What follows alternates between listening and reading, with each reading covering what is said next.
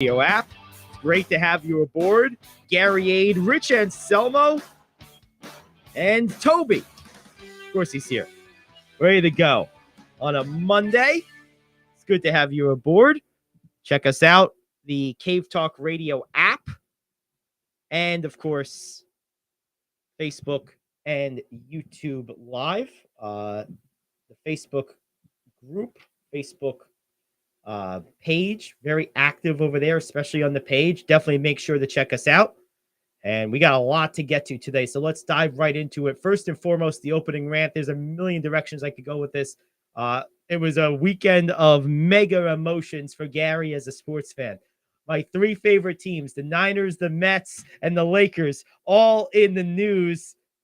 Mostly bad, a little good. The good mostly with the Lakers. Now, the Niners, they did win, right? They won that game against Miami, which is a very good win. The defense convincingly. The defense continues to be good. But there's the issue of now we are on our third quarterback. And I don't know about you, but a football player named Purdy concerns me. I'd much rather the name be ugly.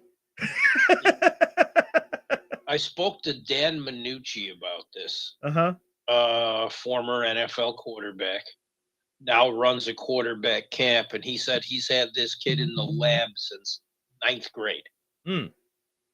And he said what he did last night did not surprise him. Okay. And he feels he can do some things in this league. He said just the fact that he looked as confident and as composed as he did, he said these are the things they had built up in him all that time. All right, well, so let's see. Let's give him some games and see what happens. We have no choice. He's got the games. We certainly don't want to see Josh Johnson, who was on a practice squad for Denver. Denver, who has a practice squad level quarterback playing that they're paying $4 billion. So, yeah, I'm not excited to see Josh Johnson. I'm not either. I just hope this kid stays in one piece. No question. But he looked calm, confident, and composed. Well, the good thing for him, and you know this in every sport, if you can come into a situation where you have a actual that's the word I'm looking for, an actual system, that makes a big difference. It makes a big, big difference. It does. It absolutely does. And this system is designed for a quarterback to make the plays. Yes. And I wouldn't exactly call it plug and play, but it works. Yep, it does. And that's the thing. You're in the system where there's a lot of advantage. There's a lot of good coaching. There's a lot of good weapons on both sides of the ball. You're not going to be asked to do a whole lot because you have the two dynamic playmakers with McCaffrey and Samuel. You have, of course, a great defense, which shut down for most of that game against Miami, an elite offense. I don't think people quite understand how great of a defensive performance that was. Miami's an offense that is really loaded. They are hard to contain. And the fact that the Niners really made their lives difficult for the entire game, that to me is a big, big deal. So you're coming in, if you're a third string quarterback like Purdy is, you're coming into a situation where you're really only going to be asked to do the bare minimum. And he did more than that yesterday. He did. And that's because he doesn't, there's no pressure on him to do anything. So it's easy to perform in that situation. Plus, he came into a situation where the game was more or less already in hand. Not really. I mean, the Dolphins had no shot in this game from the very beginning. They weren't moving the ball. They came out and scored on their opening drive. Yeah, but they barely scored the rest of the game.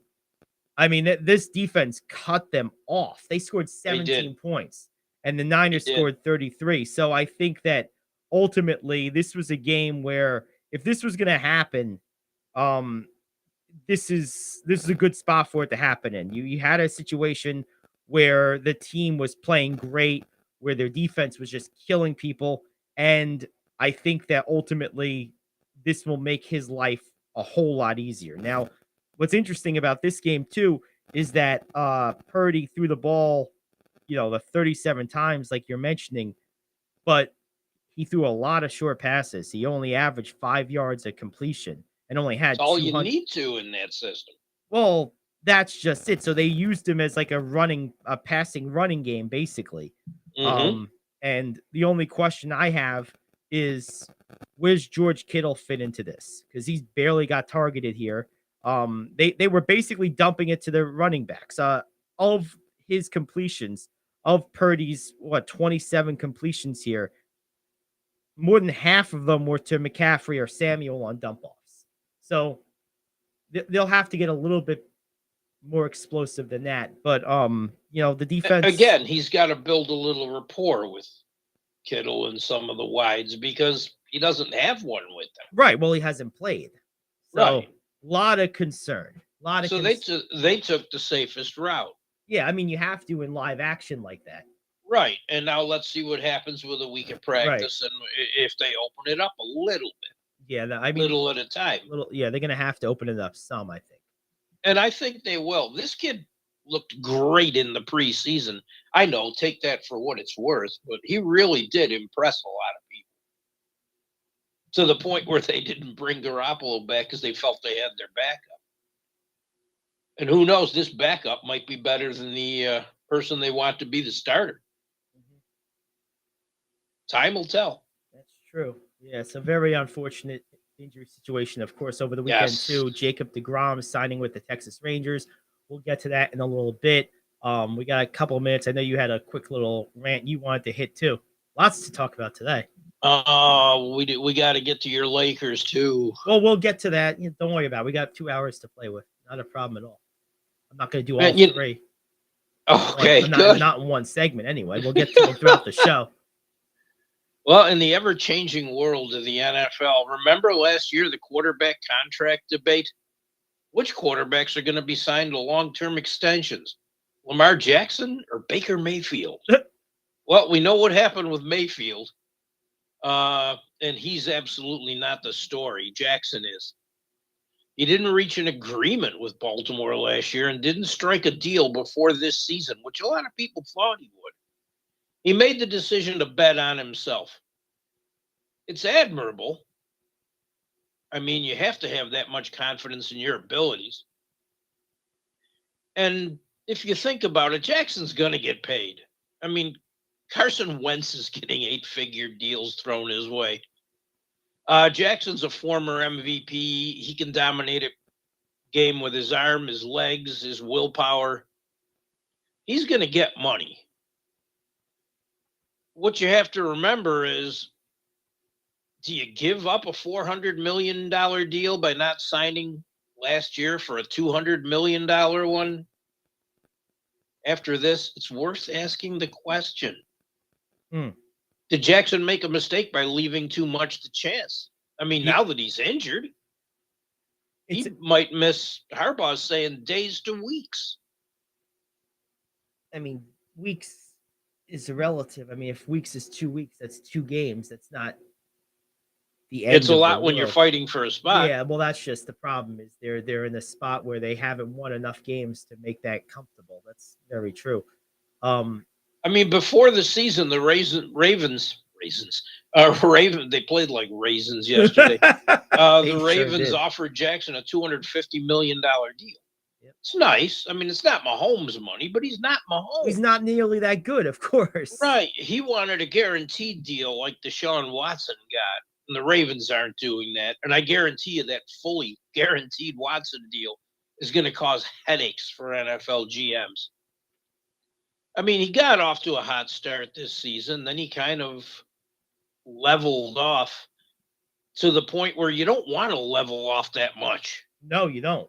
And he did. And now with the injury, I mean, I think it's a legit question. See, if I was his agent here, if I was his representation, the way I would be approaching this contract situation is I would be using not Mahomes, but Russell Wilson as my benchmark. Russell Wilson, far older. Same deal. Same type of deal. And I think personally, that would be where I would be focusing. I would be trying to beat Wilson's deal by 10 to 20%, saying, hey, Jackson's a lot younger. He's a lot more effective right now. And he's likely to be more effective over the next few years. Wilson was always assistant quarterback. That would be the argument I'm making if I'm his representation. Of course, the counter argument is, well, Jackson's assistant quarterback too. And we see how that Wilson deal is working out. So that's going to be the back and forth. But that would be where I would be driving if I was. Yeah, but the age, I would want more money as well. Well, that's their biggest chip is Jackson is 27 or whatever he is versus Wilson's like 33 when he signed that deal. And Jackson's hitting his prime. Right. Where Wilson's prime is waving it to him on the road. Hey! Good to see you. How you doing out there? How you doing back there? Remember me? Remember Prime? No, not Amazon. No, not even Prime Rib. Your Prime. Yeah. But I mean, 300 million's reasonable. Yeah, I think so. Yeah, because at some point, someone will pay him. Oh yeah, without a doubt. I mean, this is the problem. At some point, these contracts have to be tethered back to where you are in the, relative pecking order of best quarterbacks. Not necessarily you're just the most recent guy to hit free agency that happens to be a starter quality guy. Because what's happening with a lot of these quarterback contracts is that they are signing these guys based off of the fact that, like I always say, and it's true, I mean, I understand it, like, there's a lot of guys better than Jackson, but there's a lot more that aren't, and replacing a guy like that is almost impossible. So you end up paying him, even though you're overpaying. Like, getting a quarterback is so hard to do that if you get one of these middle of the road guys, it's like winning the lottery. So it is, it really is. So that's what drives these contracts. But at some point, the league's going to have to collectively like retether these contracts to some semblance of, but you're still only like the 15th best starter in the NFL because what's happening is every guy that becomes a free agent that's just a starter is now the highest paid guy. At some point, that Ferris wheel has to stop. Well, for the Watson farce, you can blame the mental giants in Cleveland for doing that. You do not guarantee 100% of that. Yeah, well, you don't. Any contract guaranteeing 100% is risky. Although I will say in the NFL, yeah. I will say though, Watson to me is a clear star. Like he's clearly better than Jackson. He's clearly better than Russell Wilson. He's clearly better than. Well, he better be. But he is, and he's 25, 26 years old. Like, I don't really have a huge problem with that contract because I think he can perform at like a top 7 quarterback level for like 8 years. That's the only reason I don't think it's absolutely. It's not the number that bothers. It's the percentage guaranteed. It's risky, but it is. But at least. And it's going to backfire on the Browns. Well, it's the Browns. So just because. Yeah, something will go wrong, right? Because they're the Browns, and that's what happens. Good. It'll give us something to talk about and something for me to laugh at. That's right. Absolutely. But yeah, I think it's a little intense. All right, let's take a break. We got a lot to get to. We got the Lakers. We got the DeGrom thing to touch on. We'll do that next. Then we'll get to the question of the day. We have NFL reactions, of course. And in hour 2, top 5 news you can use, Monday Night Football. So a ton to get to. Busy sports day. Back after this here on The Cave.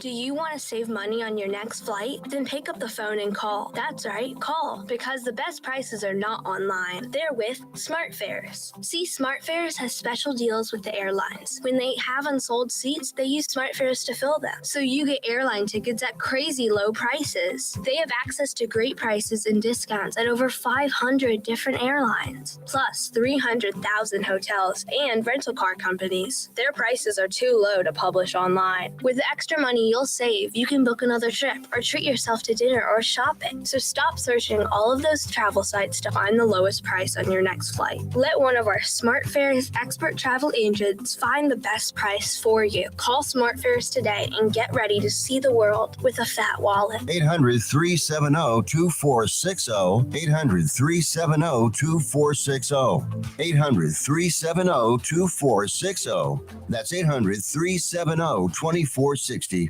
Come on. You watch the news. Be prepared to pay more taxes. Then, if you owe back taxes or haven't filed in a few years, get ready. The IRS, the largest collection agency in the world, will be coming after you with the power to collect taxes by any means they want to. Hey, they can freeze your bank account, your passport, even padlock your business. Oh, good times. Look, if the IRS claims you owe them $5,000 or more in back taxes and they're coming after you, don't panic. Call my friends at Get a Tax Lawyer first. Their job is to negotiate with the IRS and save you money. They're experts at it. That's all they do, and you can trust them. In some cases, they have reduced a $50,000 tax bill to less than $1,000. If you owe the IRS $5,000 or more in back taxes, call now for a free consultation. Call 800-649-8617. 800-649-8617. 800-649-8617. That's 800-649-8617. All righty, we are back here on the Gary Ayd Show. So taking a look at the Mets, Jacob deGrom situation, of course, signing with Texas happened over the weekend, Friday, in fact. I have to be honest. I think a lot of people are expecting me to be all dramatic and all upset over this, and certainly I'm disappointed, and I'm not happy about it. And it's a shame the timing of it because the Mets are going into an offseason as an expected contender for the first time in a long time. So timing is bad, but they didn't need to match that contract. That contract he received was insane. I mean, this is a guy who's in his mid-30s with a big-time injury history who got effectively a 6-year contract. The sixth year is an option, and there's no way in hell he won't exercise it when he's like 40 years old. I can guarantee you that. So this is a for an extra contract. $30 million. Would you? Yeah, no, there's no way he's declining. Of course, you're going to take it. So it's a 6-year contract totaling like 200 something million for a guy who misses more time than he plays the last few years. When he plays, he's the best pitcher in baseball. That's the caveat. So you're gonna miss that top line guy, but one person put it this way, and I think it's a good way to look at it. The Mets won 100 games last year. deGrom won 5 of them. So that's a good point. So there's that. So I think that it certainly puts them in the market. I think they're going to need to get themselves a starter. I definitely think I would like to see them in on Justin Verlander. I'd like to see them in on Rondon, particularly Verlander. I trust him immensely. He's older than Jake, but far more durable. Put it this way, I would rather sign the soon-to-be 40 Verlander to a 3 or 4 year deal than the 34, 35-year-old deGrom to a similar length contract. I hear you, and I am with you 100%. It's fortunate that the signing happened at this point in free agency. Yes, because there's options out there. Yeah, you can still do something about it. That's an excellent point. Right. 100% right. No question about it. And, I mean, I didn't want to see him go. No. I wanted to see him spend his career there, like I do with a lot of great players. But I thought the money was too much. I thought the risk was too high. Yeah, and I mean, and from his perspective, he'd be an idiot not to take a contract like that. Right. So you're not mad at him either. Like, why wouldn't you take a contract like that? So it's funny too that like there's a couple of teams now that are not normally players that all of a sudden are like really out there. Seattle's trying to make things happen. The Texas Rangers are spending money. The last few years, the Padres have been going crazy. The Orioles are talking a good game. They haven't done much yet, but they're talking like they're going to do something. We'll see if it happens. It's interesting to see some new players in the mix. It's much needed. It really cool. Is. Yeah. And Seattle's not a team that was that far off. I mean, they were a playoff team last year. Of course, they ran into a steamroller. They did. The Astros. Yes. And the year before that, they missed the playoffs by 1 game. It's not like they're a terrible team just trying to get a few players. They're really looking at building this up. No, it's true. It really is. And it's good to see. Now, I think the Mets can recover from this. The one thing they did have some abundance of last year was pitching. But one thing people aren't talking about right now is Chris Bassett remains on side. and that becomes Yes. more important in the wake of DeGrom. So I've seen 3 and 4 year deals in the 85 million range thrown around. I would do that. Yeah, I think that's reasonable. That's an average starting pitcher salary. Right. Yeah, And I mean, he's an above average starting I was pitcher. going to say I'd even go to like 100 to 110, maybe 115 over that span for a guy like that. You know, Well, don't tell him that. no, shh. Yeah. Start low. Right. You start high, you're sunk. But then you have Tawan Walker back there, and yeah, there's some questions. It's going to be interesting to see where this team shakes out when it's all said and done. And I'd like to see him add a little bit. I'd like to see him add another hitter. Yeah, they need a third base.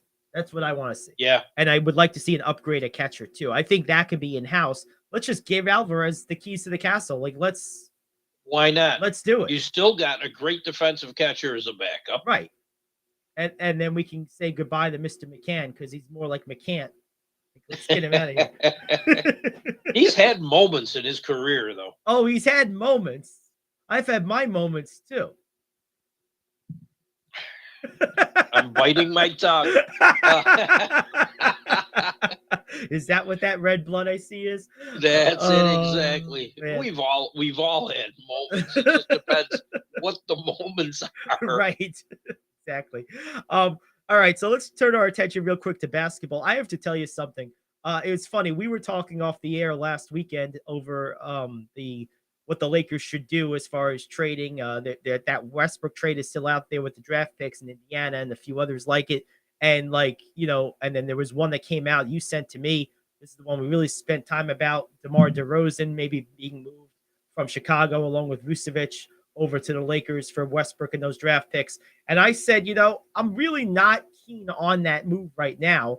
And we had a little back and forth on that, a little disagreement, which was cool. I love Vucevic. I like Vucevic too. I mean, if you remember, that was the part of the deal that I was most cool with.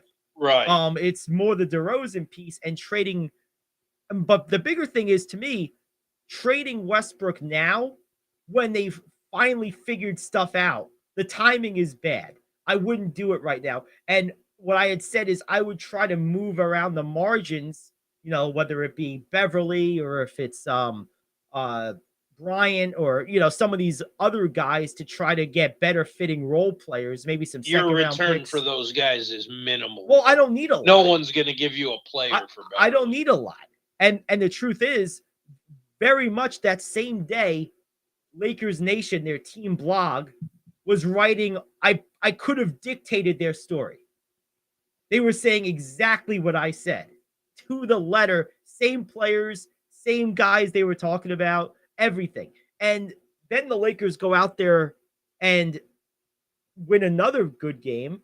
Anthony Davis with 55 points, just bonkers, getting MVP chance. We were talking about that before we went on the air. Maybe a little early. Rebounds too.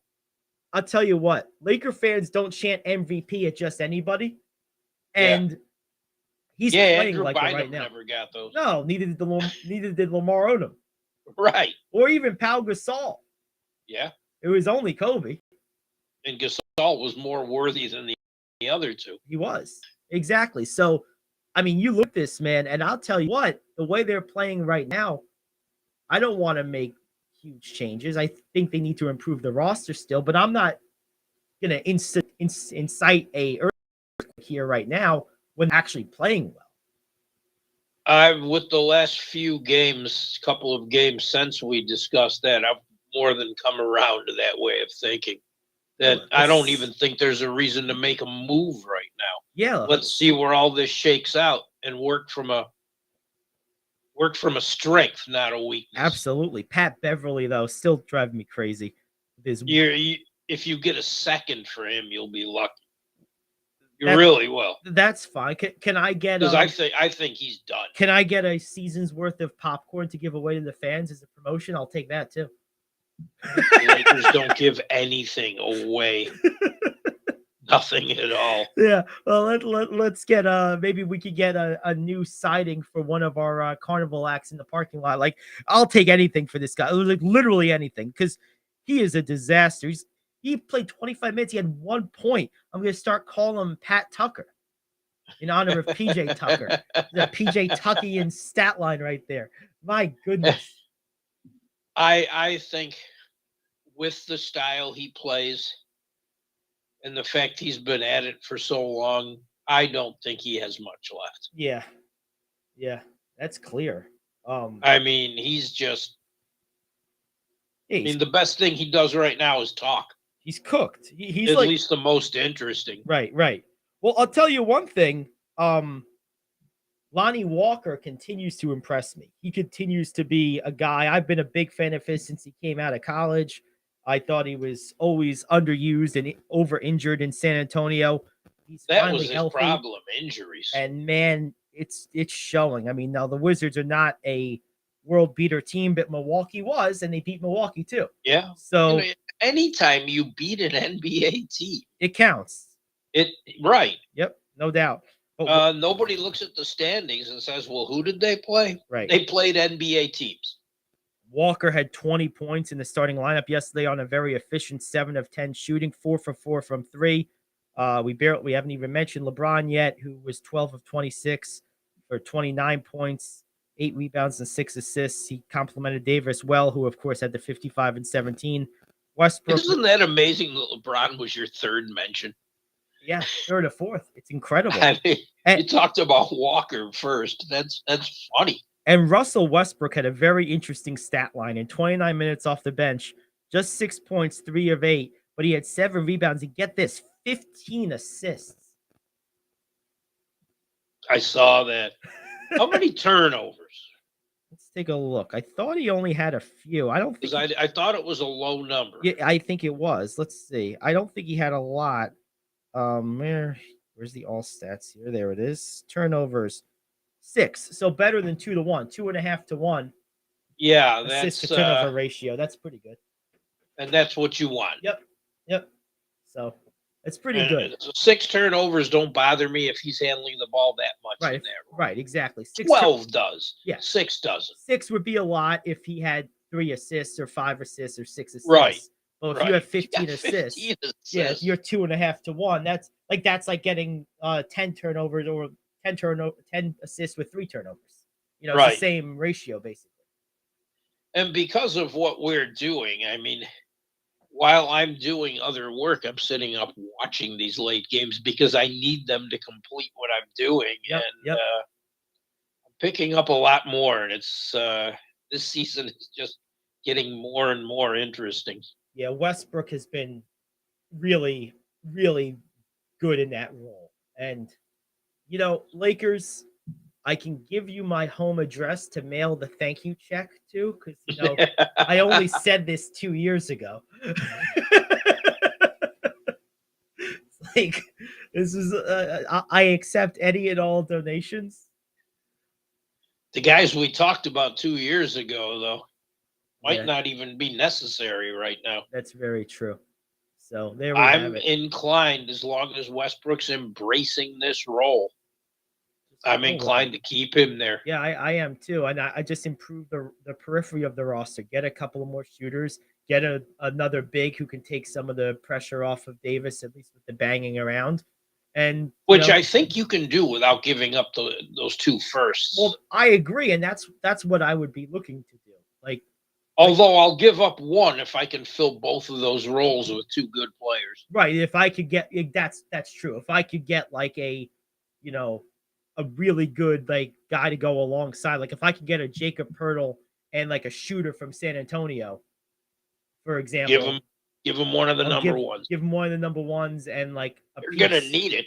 Oh yeah, they're gonna need it. It was funny. We were talking about them in the preseason, how we could put like a G League and free agent team together and beat them. And then they got off to that hot start. We had to eat crow. Well, now they've come back to. We don't. Not no, anymore. The crow is done. We're back to eating filet mignon. That ship has sailed, baby. Yes. What, like 10-game losing streak or something like that? Oh man. Yep. There we go. Smoke and mirrors only last so long. Even Utah has come back to earth. Yeah, but they're still at least competitive. Well, they're competitive, and they still have. They didn't go as scorched earth as we thought they were gonna. They still have Conley. They still got Clarkson. They still got marketing on that roster. So and did they move Bogdanovich, or is he still there too? He's still there. Yeah. So I mean, they or still did they? I'm not sure. Yeah. I have to. Yeah. I think they did. Yeah, I think they moved him. So, but they still got some NBA players on. And they have Olynyk, who's an NBA player. Yep. Exactly. So and some young players that are decent. Good stuff. All right, let's go ahead and take a break here. When we come back, we will look into the NFL. We'll see how we did.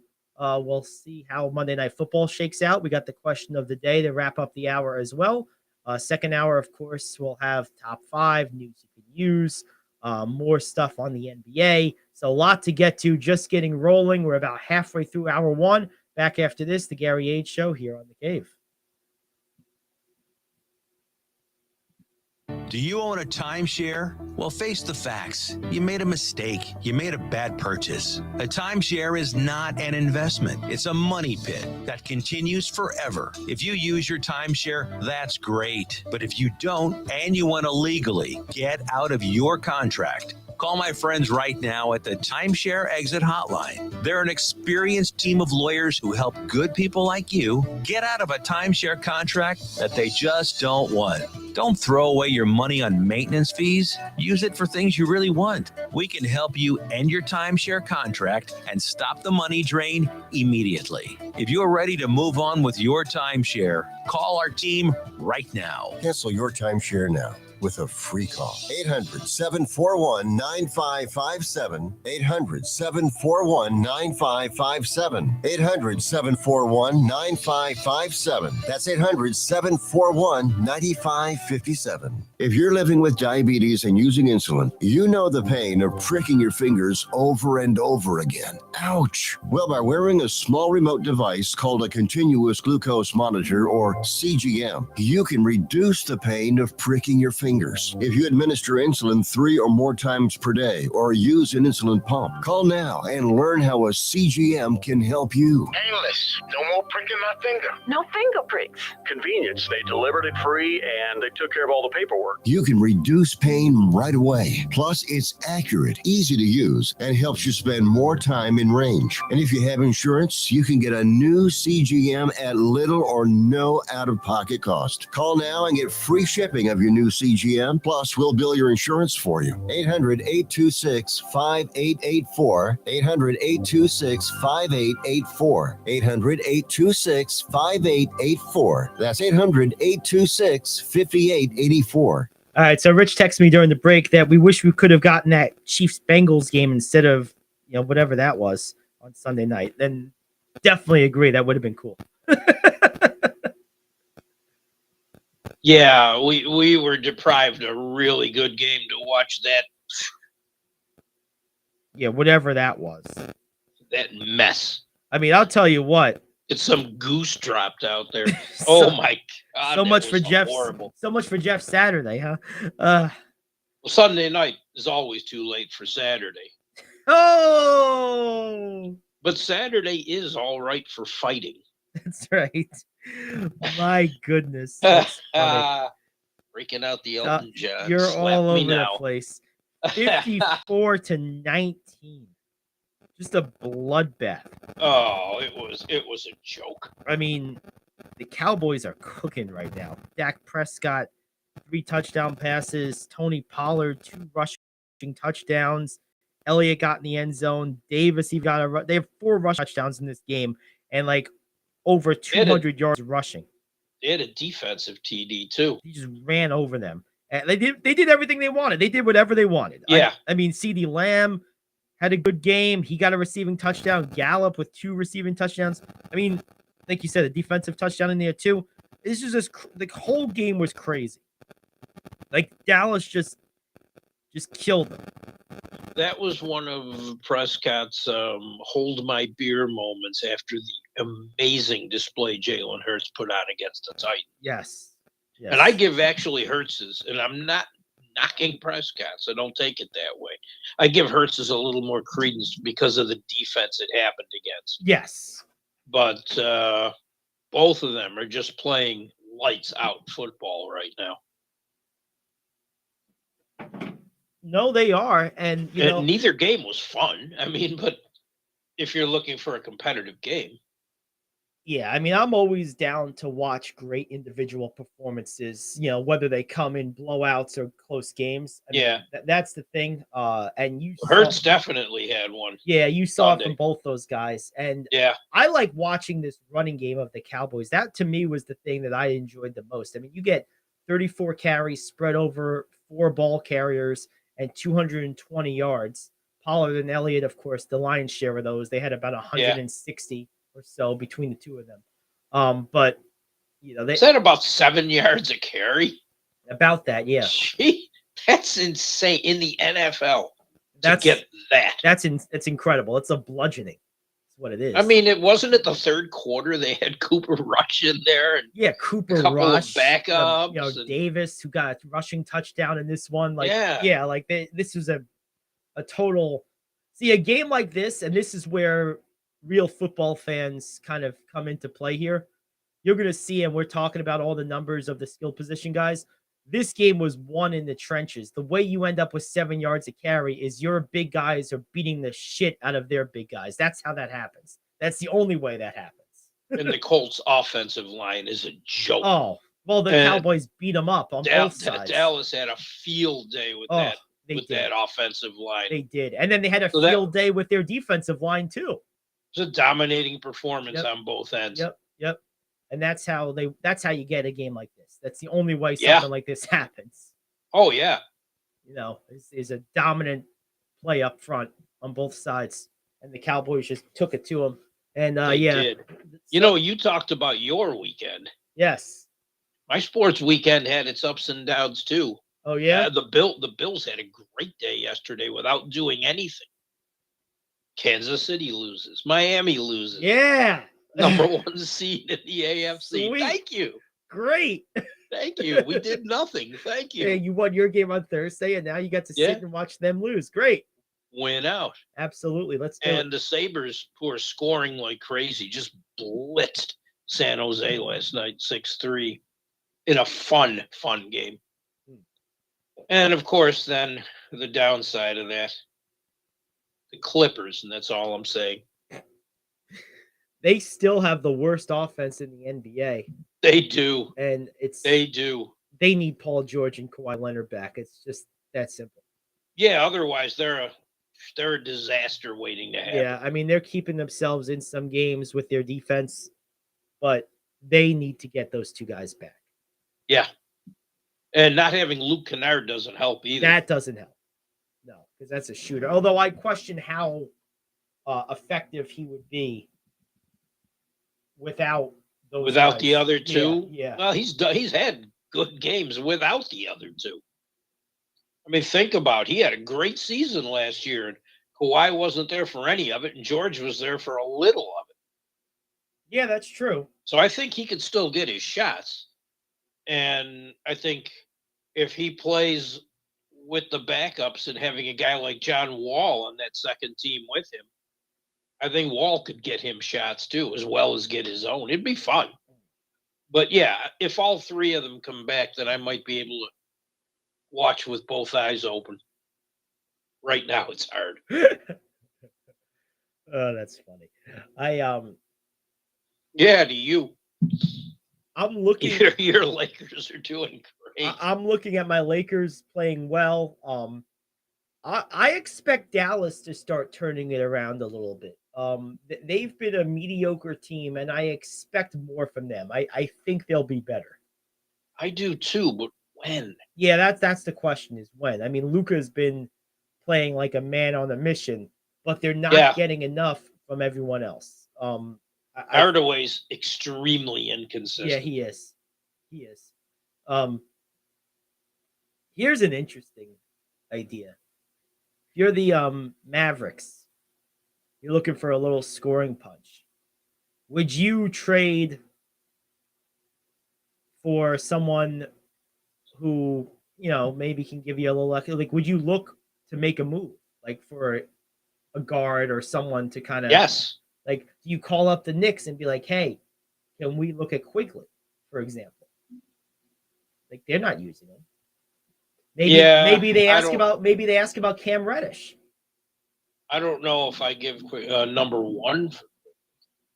Well, if I'm the Mavericks, let's take a look at Quigley and Reddish. I'll give you a number one pick and like a player, because the Knicks aren't using either one of those guys. For some reason, Thibodeau hates Reddish, and I wish I knew why. And Quigley just doesn't seem to fit. There's too many of him. Right. Well, that's There's just too many. You got Grimes, right. Rose. You got Grimes, Rose, Brunson, Quigley. Like Yeah. there's just too many of that type of player. So that's no one's fault, other than I guess the front office building a roster. Could the Mavs use Quigley? Yes. Yeah, they can. That's why absolutely he would help them in a big way. So would Reddish. Yes. I didn't think losing Brunson hurt that much until I watched them play, and yeah, it has. Yeah, they didn't replace that. Nope.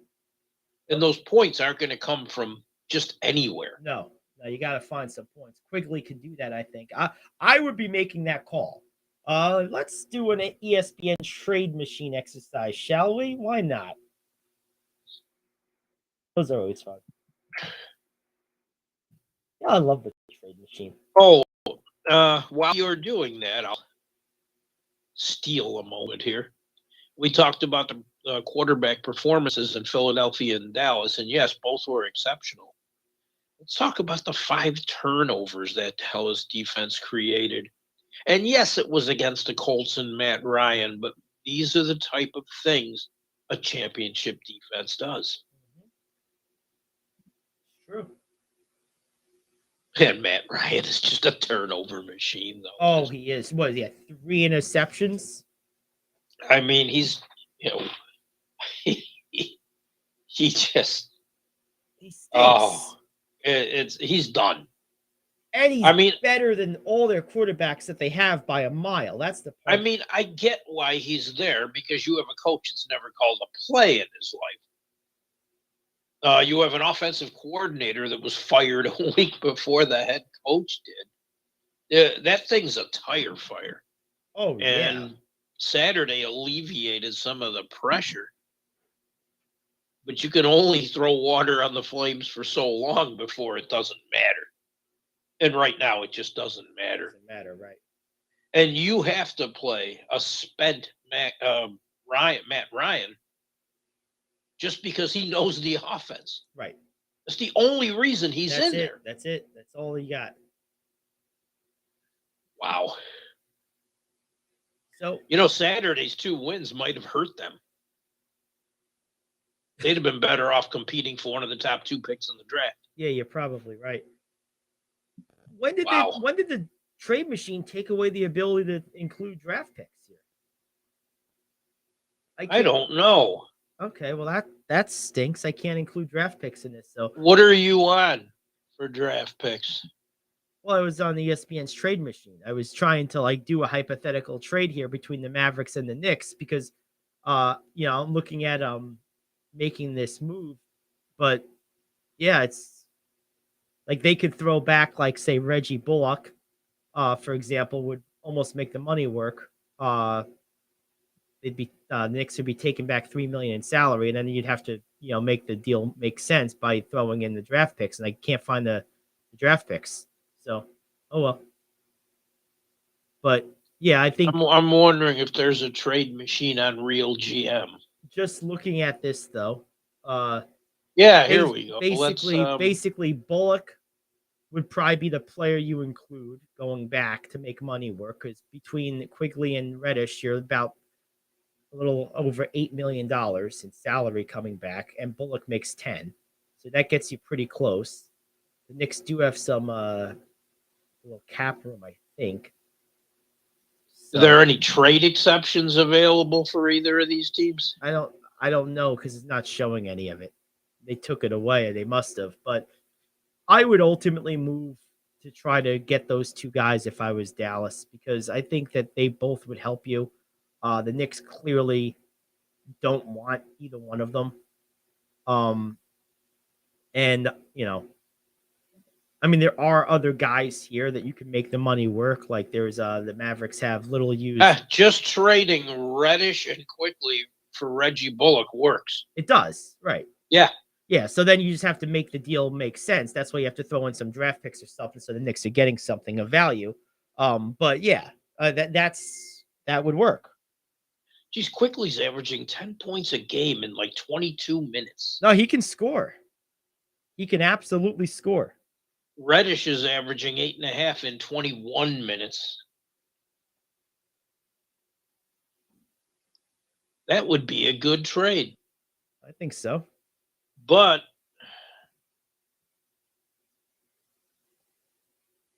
would Dallas take, or would New York take Reggie Bullock, or would they rather have a first round pick? Well, that's what I'm saying. I think it's both. I think you have to include Bullock to make money. I don't think you have to. Wait, you don't have to include Bullock to make money work? Of course you do. Who would you? What about the value of a first round pick? Well, I'm saying to make the salary numbers work. Well, don't forget, first round picks have a salary number attached to them. I see. That's how those trades work. Okay. So you may not have to include Bullock, although would you do both if the trade required it if you were Dallas? Oh, yeah. I would trade Reggie Bullock and a first round pick for those two. It helps my roster. Yeah. Like a lot. I mean, because if I'm getting Reddish, I don't need Bullock because now Reddish is going to play in his spot. And he's a younger, better version. Yes. Oh, man. Do they have the picks to trade? I think they have some of their own draft picks. I'm pretty sure. Yeah, I'm pretty sure they have some of their. I'm almost positive they have some of their own draft picks. I would absolutely have to look at that. Well, there you go. Well, I think that helps both teams. I really do. I think the Knicks are log jammed at that guard position, and it's clear that Thibs is not a fan of Reddish. So let's move those two pieces, bring in a draft pick, an asset, and a usable piece. Reggie Bullock's not exciting, but he's a usable, serviceable NBA rotation player. So you throw him in there, and there you go. And I think he's an expiring contract. I think he's only got 1 year left on his deal, so you get that which money is off nice because they can technically buy him out, right, and get rid of him because the Knicks don't. They don't need him. Yeah, they don't need him at all. So a lot to do. Pretty interesting stuff. Let's take a quick break. We'll come back. Look at this. We're making trades on the air. I'm telling you, man. Look at that. Let's take a break. We'll come back. We'll do the top 5. We got the question of the day. We got, of course, Monday Night Football to get to and news you can use. That's what's on tap, hour 2. Back after this, it's the Gary Ayd Show here on The Cave.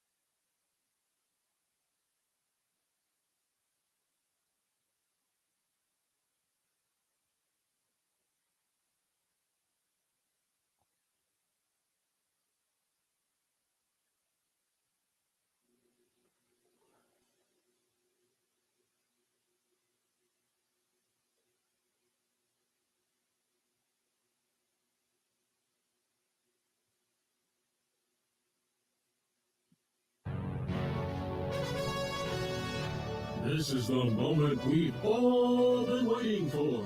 It's time for King Talk Radio's Top 5. There we have it. Top of hour number 2. Time for the top 5. What do we got today, Rich? Thanks, Gary. You made me change my top 5 again. Oh, man. I basically just throw this piece of paper away that I have ideas written down on, because we come up with cooler stuff during the show. Here we go. And this one is, of course, thanks to you. Give me your top 5 sports trades you would like to be made. That I would like to be made. Yes. So, well, we have one. So. Well, currently you're talking about. Okay. Yes. All right. Any sport. I was going to restrict it to basketball, but any sport. I would like to see the Mets trade for some type of third baseman. In fact, I would like to see them. I know he was awful last year. He's in the middle of an albatross. I still would like to see the Mets get Chris Bryant. So I would like to see them trade for Chris Bryant from Colorado. Because of his bad season, they should be able to get him for pennies on the dollar. Colorado doesn't need him. Go ahead and make a deal for Chris Bryant. I would love to see them bring him in here. I think the change of scenery and being in a winning situation would reinvigorate his career. I think he took that purely for money, and there's nothing wrong with that. But I think that it's time to go rescue Chris Bryant. Let's bring Chris Bryant back into the national fold. Let's get him on a real team again. Question. Yeah. Would you trade your second baseman, who we will not name? McNeil? Yes. No. Shortstop, I'm sorry. Oh. To get Chris Bryant. If they threw something else in. So you're saying trade your favorite player. Not McNeil. No, your favorite player. Being sarcastic. The guy you have not liked coming to the Mets. Francisco Lindor. I almost said Liriano. Yes. No, I would not do that. As much as I don't like Lindor, he's still better than Chris Bryant. Now if they still had someone else on that team, like a JT. Well, that's what I said. If they included a second player, well, it would have to be a big guy like a JT Realmuto, but they don't have him anymore. It would have to be someone like the I forget, was it Realmuto or Olenado that was over there recently? It was Realmuto, wasn't it? And now he's moved on to Philly. But like, if I could get two guys like that, yeah. But no, I'm not trading Lindor just for. I know you don't like him there. Yeah, but he are not happy with him. Yeah, he's underachieved, but he's not been like a total nothing. Like he still puts up solid numbers, but I expect more from him. That's all. Well, that's why I said if a second player was in. Yeah, it would have to. I don't know who but the problem is I don't know if the Colorado Rockies have a second player. Like I don't know anyone on their roster besides Chris Bryant, to be perfectly honest with you. I have no idea who they have on their team. I'm going to have to do some digging when I get a minute. Yeah. See if I can find a second guy worth that. But I would definitely want Chris Bryant. I would love to see Mike Trout or Shohei Ohtani traded. I don't even care to where. Just someplace relevant, preferably on the East Coast so I can more easily watch them more frequently. I'd like to see them in the playoffs at some point. Yeah. To quote Jim Mora, playoffs? Yeah, playoffs. Ohtani's yet to be there. Yeah. Trout barely remembers being there. Yeah. So I would throw those two in there as trades I would like to see. Obviously, both of them would take a king's ransom and a very different situation. As far as East Coast teams that I could see making a play at either of them, looks like the Braves might be without Dansby Swanson. So they might be a team that might call up and say, hey, different league. Maybe they would be interested in acquiring one of them. I think a team like Philadelphia is another team I could see being aggressive. They feel like they're kind of around the cusp there. But I don't really care. I would like to see either of those guys just be in a different situation. And be on the East Coast. I'd like to see them a little bit more. Interesting. Yeah, it would take a king's ransom to get either. Yeah, it would. Going to basketball, I want to see. Certainly, I would like to see Dallas get better. The trade we mentioned before, I think, would really help.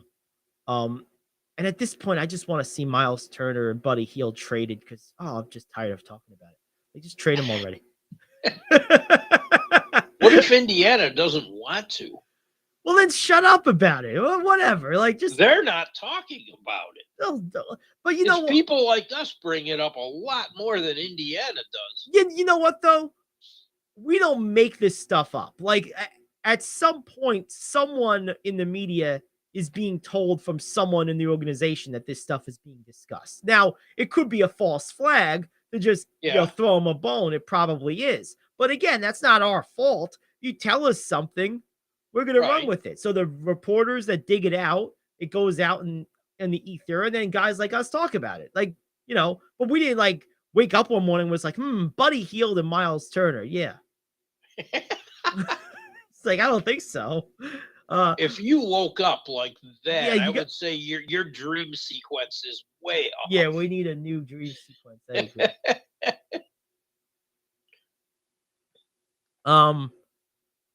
Okay, what else can we do here? Football. Let's trade. Who can we move?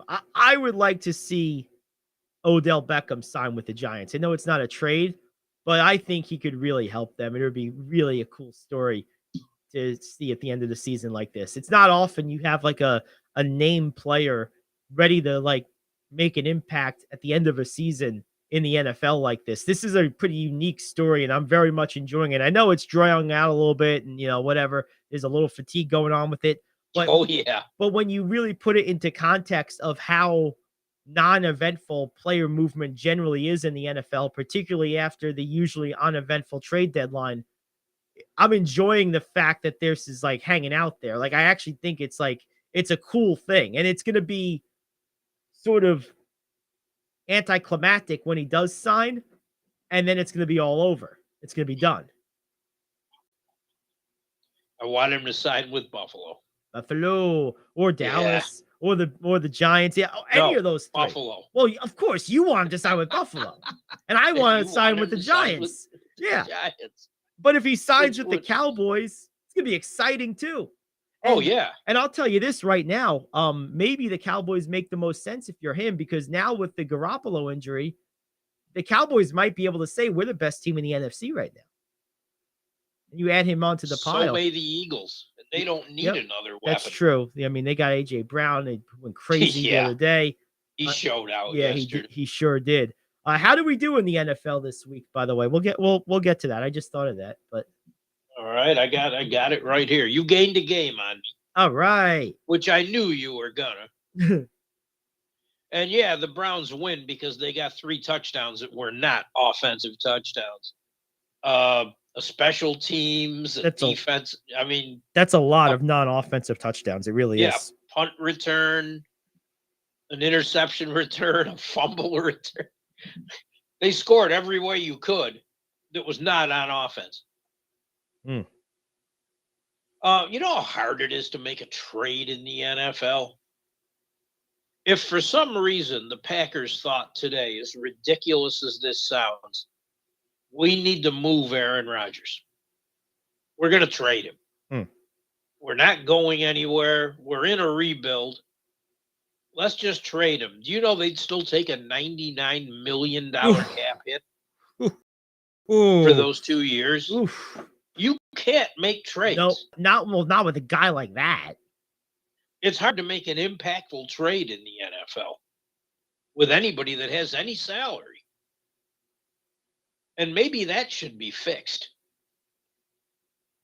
Yeah, I mean, that's certainly worth considering.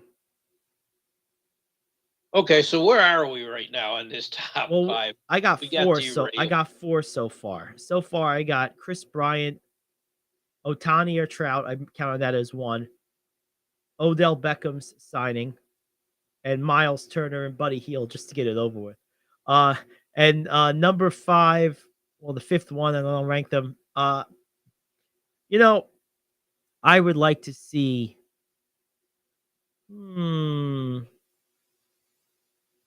I would like to see the Lakers make a trade for Duncan Robinson. I would like to see that. I think he would help them immensely. He's clearly out of favor in Miami. I think it's pretty clear Miami's going to be a mediocre team this year. I would like to see Duncan Robinson go to the Lakers, spot up shooter. I think he helps them a lot. And I think you can make that happen without giving up a huge amount, given that how not in the rotation he is. So You don't think Miami would want a pick that for one of those first round picks? Well, I would probably give one of those if I got Duncan Robinson, particularly if I can unload Patrick Beverly in the process, because you might have to make money work anyway. But I might do that. Depending on what Robinson's making. Well, they did sign him to that contract extension before they benched him, remember? That's true. So he's got a real salary now. He's not like on a rookie contract anymore, which is what makes the whole thing so confusing. Like they literally didn't have the ink dry before they benched him forever. That's what makes it so weird. I'm telling you, it's a strange story. It really doesn't make sense. Like, another option for Robinson, this is probably less enticing to Miami because it's like same conference and a historical rival, which Riley never forgets, especially the one I'm about to say, his old employer, the Knicks. What about moving Robinson to the Knicks for Cam Reddish, like misfit for misfit? That's interesting. Just swap misfits. Knicks could use the shooting. Of course, he's not going to help their terrible defense, but he can't make it a whole lot worse either. So Duncan Robinson for Patrick Beverly works. Yep. According to the real GM trade machine. Trade checker. Yeah. Yeah, so there you go. Throw in a draft pick and let's go. I mean, I would include a first round pick to get a guy like Duncan Robinson. I would. I think he would move the needle a lot for the Lakers. He gives them another guy who can really put the ball in the basket. And he's got some size to him too, so you can play him. He's 6'10". Right, you can play him at the 3 or the 4. Interesting. So there you go. So all right, so let me rank these. Number 1, Duncan Robinson is not number 1. Just kidding. No, number 1 is Chris Bryant. I would love to see Chris Bryant on the Mets. I've coveted him for a long time. That would be awesome. So that would be my first choice. Now his bad year was an anomaly, right? It wasn't. It's not something he's done a lot of. No, and I think he just realized early on, oh crap, what did I get myself into? That's what I'm wondering. Does he just have zero help there? I don't know another player on their roster, like I was saying before. So if there's no one to protect him in the lineup, right? So where in New York he'd have that protection, right? So there's that. So that's number 1. Number 2, I think I'm gonna say Duncan Robinson to the Lakers would be my number 2. I really think that would help them a lot. It would solve one of their 2 problems. It would, and it wouldn't cost them that much. I would work to try to get him without using the draft pick, but I'd be prepared to include it if push came to shove, if we get it done. Let's see. Number 3, Ohtani or Trout. Any place relevant would be great for either one of them. That's number 3. That would just take what's left of my soul and just make me devoid. What? Move them being traded? Moving both of them, yeah. Oh.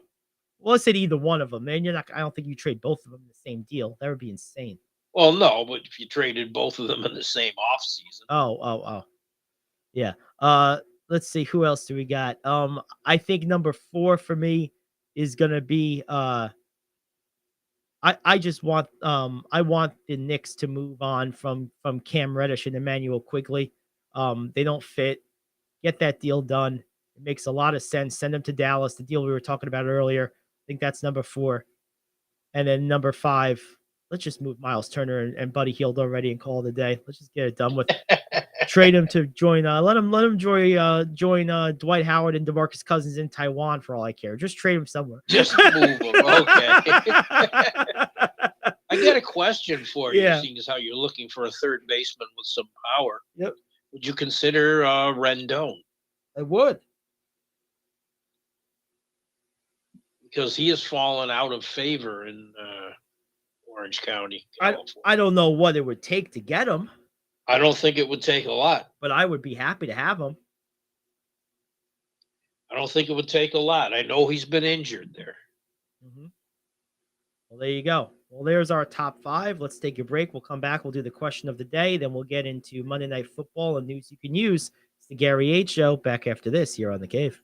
Are you like me? You have health insurance, but you don't have dental insurance. Do you need to get to the dentist right away? Maybe you need an implant or some other major service. Well, I found a dental insurance plan that's just right for you. It's called Spirit Dental. Spirit Dental offers a $100 lifetime deductible, a huge network of dentists. And here's the best part. There's no waiting periods. Yeah, that means you can call right now and have real dental insurance for you and your family tomorrow and get that immediate coverage you want. Spirit Dental has plans for just a few dollars a day, up to $5,000 annual maximum, and coverage for implants. Whatever age you are, the dental insurance you need is a free phone call away. Now don't wait, and be sure to ask about Spirit's vision plan. Here's the number: 800-631-9229.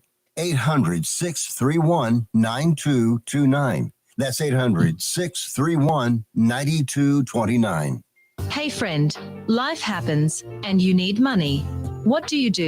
You call the special toll-free number we're about to give you. We will send you a link to your phone with details on how you can loan up to $5,000. Couldn't you use $5,000 to pay for your rent, pay grocery bills, get your car repaired, or whatever you need? It's up to you. We don't care. We're just here to lend you the money. And we'll lend people money with good, bad, or no credit at all. Of course, some terms and conditions apply, and you'll see those on the link we're going to send you. So if you need up to $5,000 maybe as soon as the next business day, call this number right now. We will text you a free link with details. Paid for by Money Mutual. Call 800-586-7112. 800-586-7112. 800-586-7112. That's 800-586-7112. The Rams are asking their fans to give away some freebies. I am KO, back in 1 minute with your sports question of the day. If you have diabetes and you're on Medicare, you may qualify for a free continuous glucose monitor system. Managing your diabetes is crucial to your health. The new CGM systems can automatically manage your diabetes better for you. And by using a CGM system, you can eliminate forever one thing most people with diabetes hate the most: finger sticks.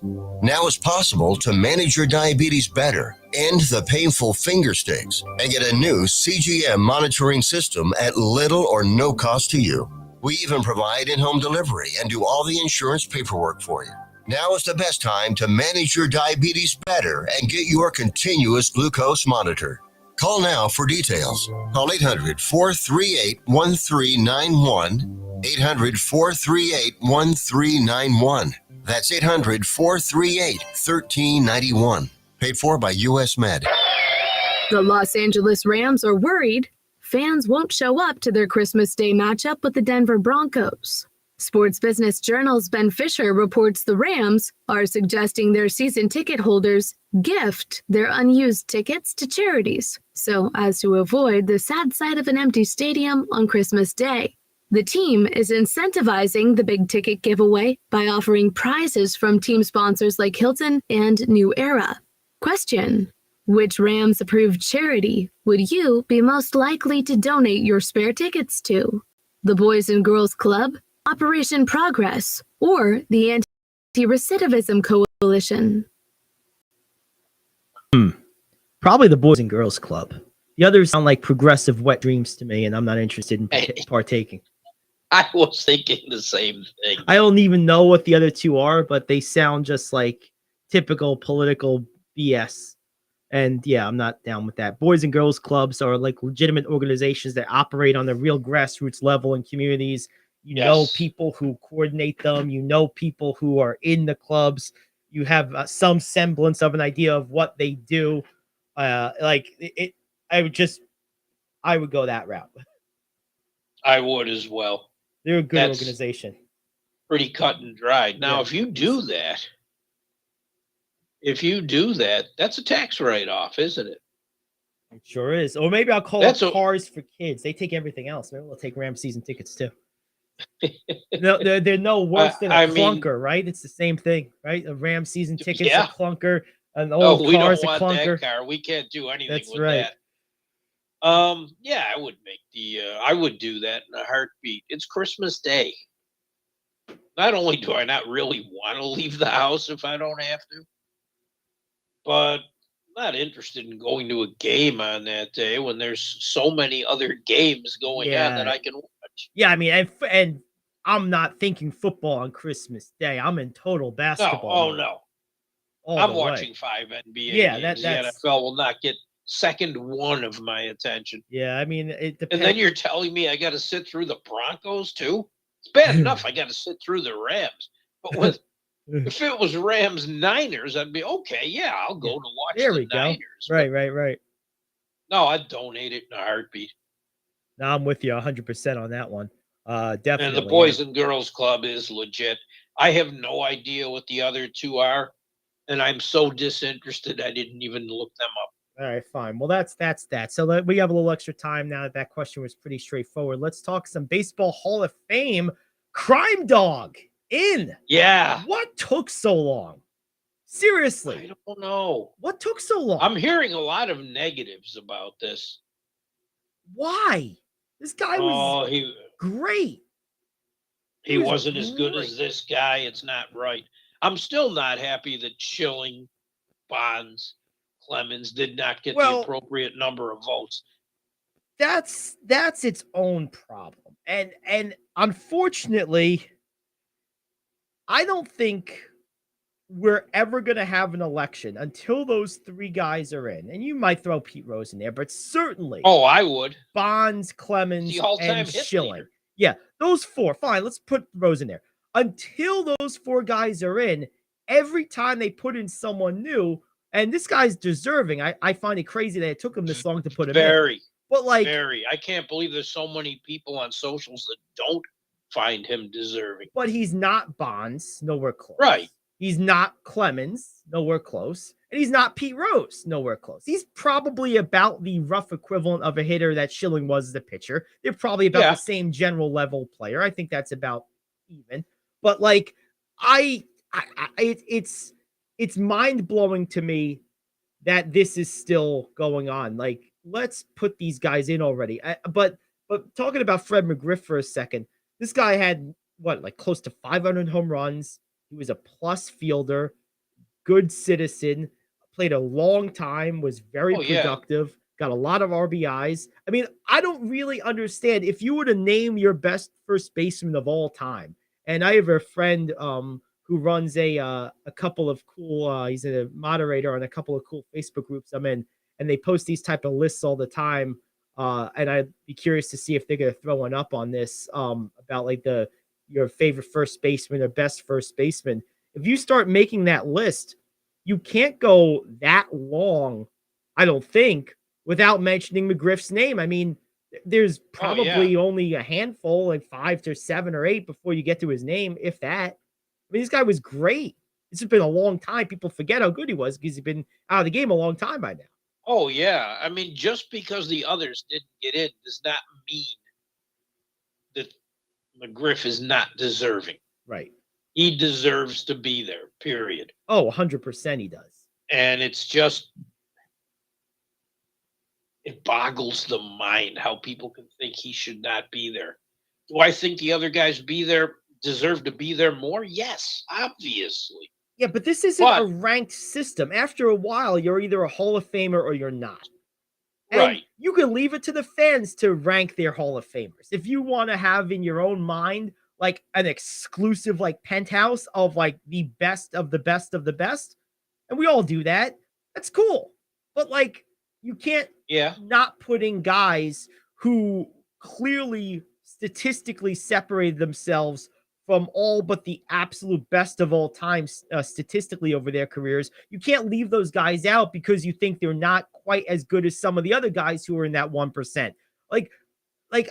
I'm all for the balancing of exclusivity with acknowledging sustained excellence. Like, I'm all for making those tough choices. But if you want to consider McGriff a tough choice, I really don't. This one I never understood. To me, this was a no-brainer from the time he retired, so I really don't get that. But like, take Chris Webber. To me, he's a tough choice. I was okay with either way. I was fine with him not being in, and I'm fine with him being in. He was the bubble to me. You're going to have those guys. Like, Burt Blyleven's another one. He's a bubble guy. He eventually got in. I'm okay with that. That doesn't mean I have to think he's as good as, as Sandy Koufax. He's not. But like, we're not going to have multiple Hall of Fames for that's like, that idea is silly. And then it's equally silly to like just leave guys out because he's not as good as someone else among the 1%. It's not like we're comparing him to like, El Duque Hernandez. Hernandez is a great postseason pitcher, but he's not a Hall of Famer. He's never going to get in the Hall of Fame. Right. That's not who we're comparing him to. That's my thing looking at like the NBA and looking at the Basketball Hall of Fame was Chauncey Billups. Yep. He's not a Hall of Famer. I've had people go back and forth with me on that. And I'm like, this is not the Hall of Very Good. No. Yeah, I don't think he should have been in the Hall of Fame. Did he get in? I don't even remember. I think he did. Because he? I'm going to look that up right now because I remember his name coming up. I remember the same conversations you're talking about, and I don't remember the outcome. And he's not a Hall of Famer. The guy was a good player for a lot of years, but he is not a Hall of Famer. Not even close. I mean, what are his career numbers here? Chauncey Billups for his career averaged, let's see here. He averaged 15 points and 5 assists. And point guard statistics are misleading because like Jason Kidd's stats are like not a whole lot different than that. Like I think Kidd averaged something like 13 and 8. Right. But if you watch them play, there's no comparison between the two. Right. Chauncey Billups is quite the good player. He was a very good player. Yes. But there's a difference. Yes. A big and that was my line of demarcation. Yes. And is he in? I didn't look like it. I couldn't tell 100% for sure, but it doesn't look like it. I mean, because here's a guy to compare him to. This is a guy that people forget all the time, and understandably so. He played on a lot of bad teams, and he's got a very blah type of name. But like Chauncey Billups really was not all that different from Andre Miller. Yeah. Really think about it. Like their career stats are not that different. 12.5 points per game for Miller, 15 for Billups, a little more scoring. 6.5 assists for Miller, only 5 and change for Billups. So like that's what we're talking about here, right? So yeah. But I'll he is not in the Hall of Fame. No, I checked. Okay, good. But Fred McGriff, now gonna be, is deserving. I mean, this guy put up, like, I'm pulling up his numbers right now.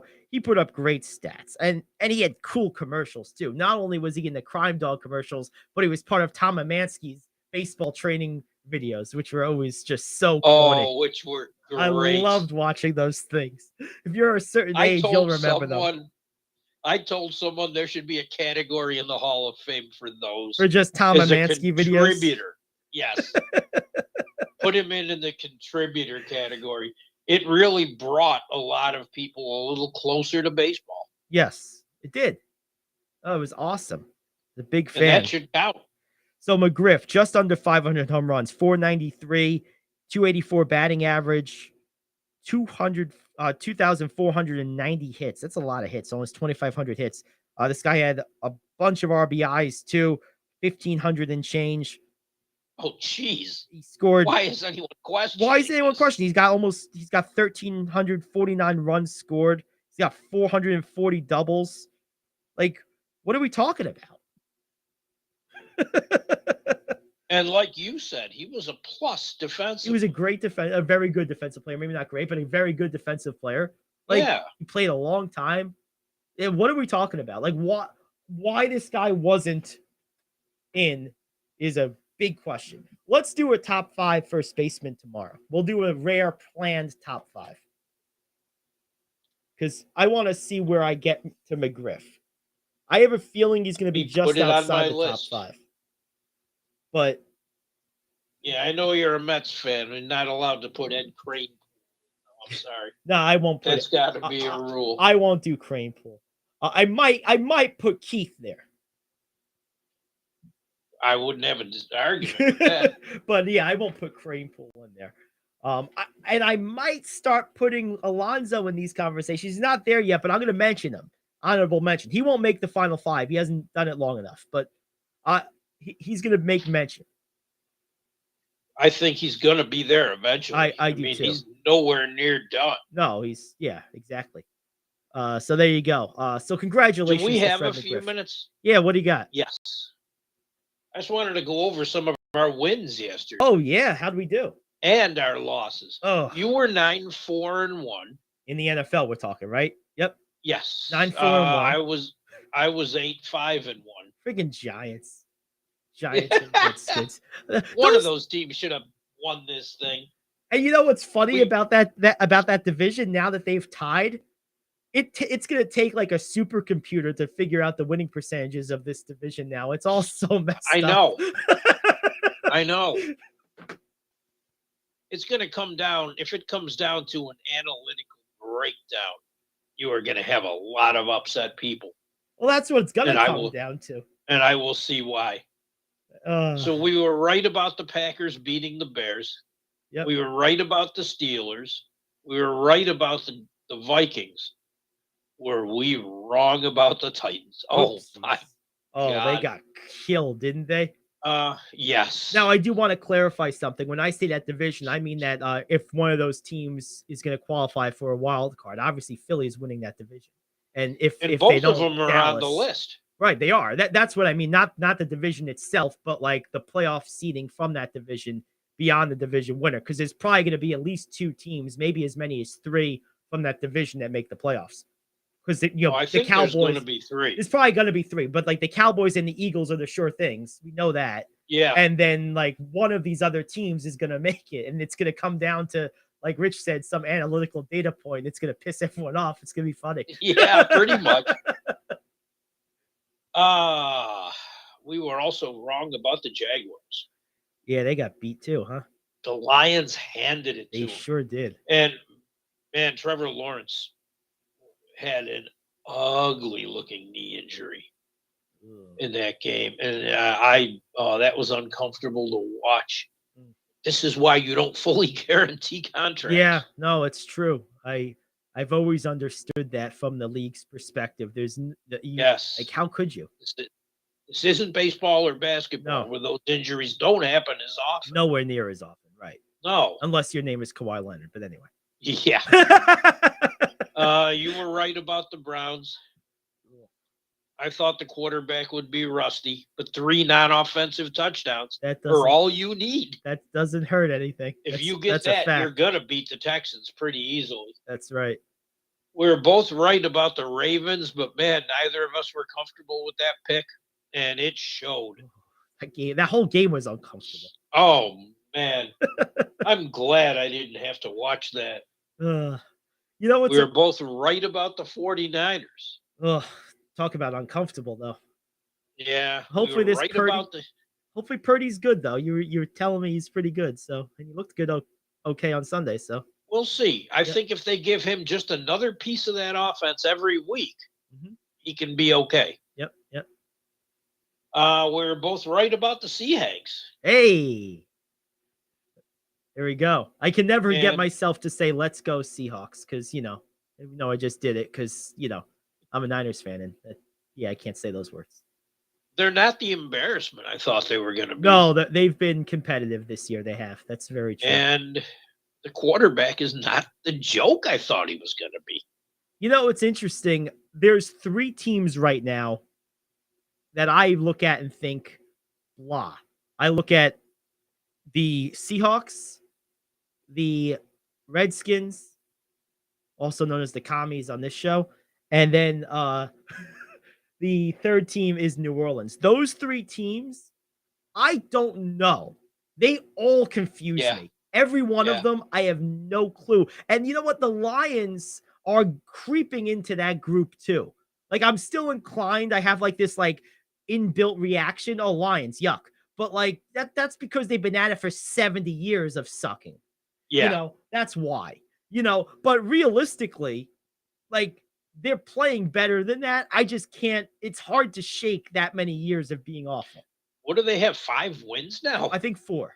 4? Yeah, 4 I didn't wins. expect that. No, and 3 of them are in the last like 5 weeks or something. You Yeah. know, like so. But they're kind of getting into that category. But those 3 teams, New Orleans, Seattle, and Well, Washington. actually, 4 of them were in the last 5 weeks. Yes. They had a 3-game win. That's right. You're right. 4 in the last 5 weeks. That's I right. think they do have 5 wins on the No, year. I have to look. no, they have 4.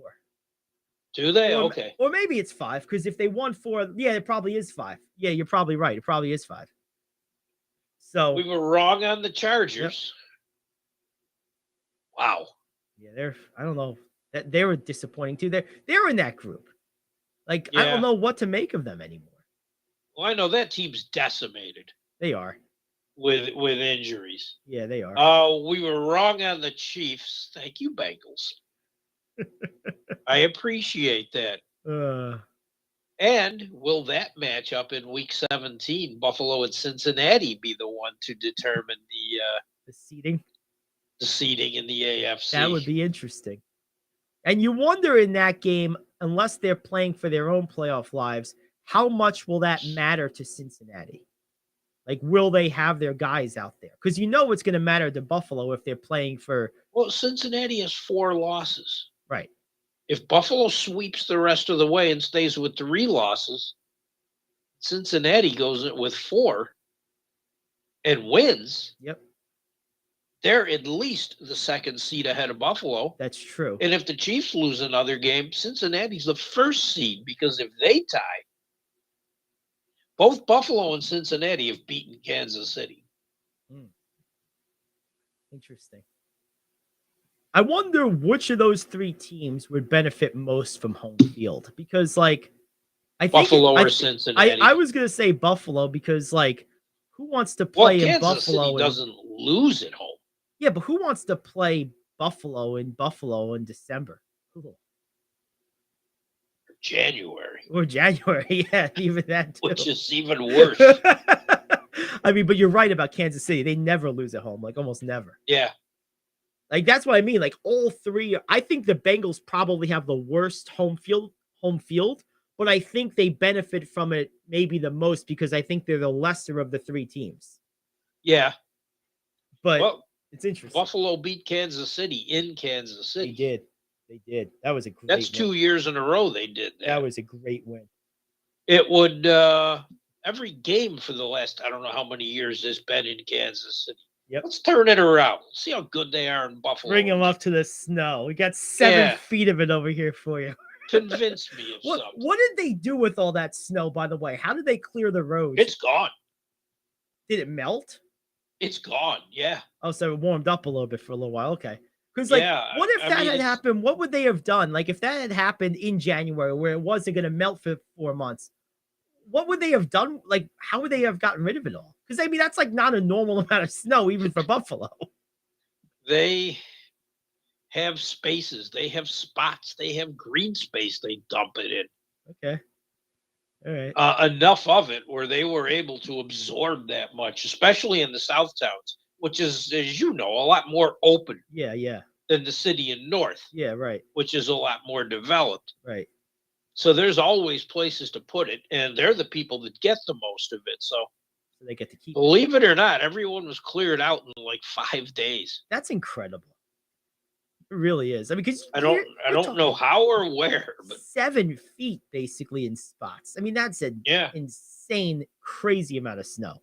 Yeah, truly two cities is. actually went over 80 inches of snow. That is almost 8 feet of snow.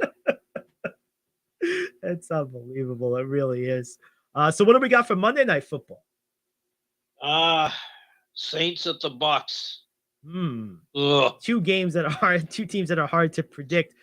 Tampa's been rolling Manning recently. cast couldn't make me watch this. Oh, yikes. And I love the Manning. Tampa's been playing really well in a lot of their recent games. Their most recent withstanding, but like didn't they fall apart last week? They did. And I think we picked them last week or not. Yeah, we both picked them against the Browns. I know. It's interesting. So I have no idea what well, let's take a look at some of these numbers here, shall we? I want to look at the Resorts World stuff and please do. And see what we're looking at for tonight's line. That's what I was going to ask you, so that's perfect. Yeah, so this is an interesting one. Here we go. Okay. Yeah, we'll do that later. No, I don't care about Croatia and Japan. Thank you very much. Okay, here we go. Football. Real football. Croatia attacking Japan? What's going on here? World Cup. Hey, so it looks like now that the U.S. can stop pretending to care about the World Cup now that we're out. Yes. The only thing that could ever make me root against my own country is the World Cup. I'm always rooting against America in the World Cup, just so we stop having to pretend to talk about it. Very selfish of me, but hey, whatever. No one's perfect. New Orleans. Hey, I did make a prediction, and I did pick France to win, and so far I'm looking okay. Good for you. Congratulations. New Orleans. Have I watched any of it? No. New Orleans is an underdog in this one, 3.5 points on the road. Basically the road number. What's interesting here, though, and this is probably where I would go with this, Tampa to cover the 3.5 is actually plus money. You don't often find plus money on the spread, like hardly ever. Wow. So it's plus 100. That's probably what I'm going to do here. I think Tampa wins this game by about a touchdown. I think they're a little bit better. They are at home. Vegas expecting a low-scoring game in this one of over-under of 41. But yeah, I would go Tampa on the spread to cover the 3.5. I think that's a pretty good bet. Definitely a good value bet. You very rarely ever get positive money on the spread. Are there any props out there that you like? Let's take a look at some props here. Game like this, it's hard to imagine props. Let's see what Tom Brady's numbers look like. No, I don't care about any of these things. Where are we here? Yeah, nothing's jumping out to me here. The one thing you might look at, here's some player props here. Receiving yards. This is pretty intense. Alvin Kamara over under 30.5 gets you, if you go over, it gets you almost even money. It gets you minus 105. So that's not a bad one. If you want to go a little bit creative, here's a creative one. Alvin Kamara over 47.5 rushing yards and a touchdown scored. If you believe that's going to happen, plus 260. Wow. So that might be a fun prop bet to get a little juice, especially if he's on your fantasy team. You could like double down and, hope for the best. Yeah. A lot of people do the fantasy thing, which is interesting because Kamara has been one of those like disappointing players this year, but Andy Dalton here too. If you think this is going to be a close game, Andy Dalton over 222.5 passing yards for New Orleans gets you plus 425. That's not a huge number, 225, 222. So might be for that offense against Tampa Bay's defense. But here's another one. Now it's going to go crazy. This is touchdown scored, so it's not a passing touchdown. Andy Dalton, same passing numbers, 222.5 over that, and the touchdown scored. So if he ran it in from the one, you get plus 3,000. Oh my God. They're not expecting him to do anything, are they? Yeah, well, that would be running it in. That a touchdown scored for a quarterback does not include a passing touchdown. So it would have to be a running. It does not include a passing touchdown? Correct. Touchdown scored means you're the one who physically breaks the plane with the ball. I thought it was either running or passing. No, okay. That would have to be running or, I guess, receiving in some weird gimmicky play. Or conceivably, hypothetically anyway, a special teams or defensive touchdown would be a touchdown scored too. Obviously, he's not going to have those. So it would most likely in his case be a quarterback sneak from the one or something like that. Yeah, so a touchdown scored means you're the one that breaks the plane with the ball in your hand. Oof. So plus 3,000 though. Might Well, be worth yeah. throwing a couple of bucks down just to what the hell? Why not? Throw $5 down Yeah. on it. Yeah. So overall, I'm gonna pick Tampa in this one. I'm assuming you too. Yeah, we did. We both did. Okay. Got it. All right. Well, let's take our last break. We'll come back. We'll do some news you can use. I know we got a lot of NBA games to touch on with this. A few other things as well. Yeah, I'm looking at 8 games tonight. I'd like to know what you're going to watch. All right. Sounds good. So we'll get to that on the other side. It's the Gary Ayd Show. Back after this to close it up here on The Cave. Do you own a timeshare? Well, face the facts. You made a mistake. You made a bad purchase. A timeshare is not an investment. It's a money pit that continues forever. If you use your timeshare, that's great. But if you don't and you want to legally get out of your contract, call my friends right now at the Timeshare Exit Hotline. They're an experienced team of lawyers who help good people like you get out of a timeshare contract that they just don't want. Don't throw away your money on maintenance fees. Use it for things you really want. We can help you end your timeshare contract and stop the money drain immediately. If you're ready to move on with your timeshare, call our team right now. Cancel your timeshare now with a free call. 800-741-9557. 800-741-9557. 800-741-9557. That's 800-741-9557. If you're living with diabetes and using insulin, you know the pain of pricking your fingers over and over again. Ouch! Well, by wearing a small remote device called a continuous glucose monitor, or CGM, you can reduce the pain of pricking your fingers. If you administer insulin 3 or more times per day or use an insulin pump, call now and learn how a CGM can help you. Painless. No more pricking my finger. No finger pricks. Convenience. They delivered it free and they took care of all the paperwork. You can reduce pain right away. Plus, it's accurate, easy to use, and helps you spend more time in range. And if you have insurance, you can get a new CGM at little or no out-of-pocket cost. Call now and get free shipping of your new CGM. Plus, we'll bill your insurance for you. 800-826-5884. 800-826-5884. 800-826-5884. That's 800-826-5884. All righty, we're back. It's time for some news you can use to wrap it up. What do we got today, Rich? Okay, I don't have much. Got a lot of NBA. Yeah. NBA games tonight. What are you looking at? Well, there's 8 of them. Do any appeal to you? Yeah, that was the thing today. There were a lot of games, but there weren't a lot of good games, which is not surprising given it's a Monday night. Oh, some breaking news here. Hold on. Panthers are cutting Baker Mayfield. Wow. Oops. Wow. You know what? He gets paid for the rest of the year.